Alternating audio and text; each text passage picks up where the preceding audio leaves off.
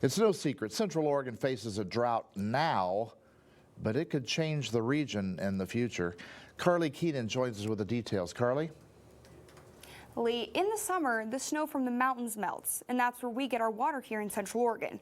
Since we're in a drought, that snowpack has already melted, so our water source is coming from melting glaciers. I've been blown away by how little snow we have. Water supplies are low, temperatures are high, and glaciers are melting.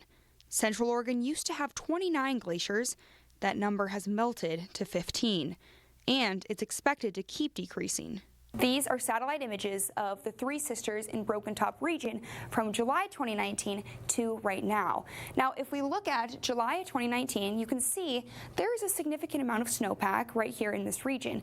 If we look at 2020, that gets a little bit less, and then even further, 2021 to right now, there is not a lot of snow on these mountains.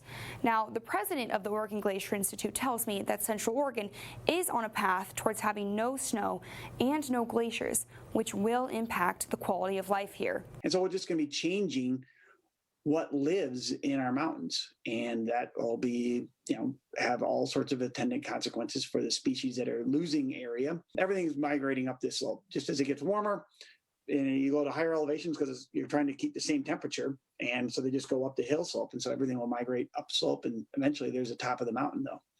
Anders Carlson says Central Oregon is on a path to one day becoming the next Las Vegas or Phoenix, cities that rely on outside water sources to sustain their communities. And that'll be the case in Bend.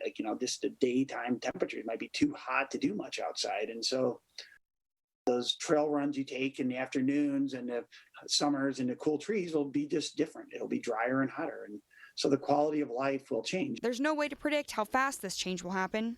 Carlson says it could be decades. So it's not too far away, but also won't happen tomorrow. Carlson told me relying on glaciers as a water source is like using the backup can of beans in the cupboard. It'll eventually run out. Lee, back to you.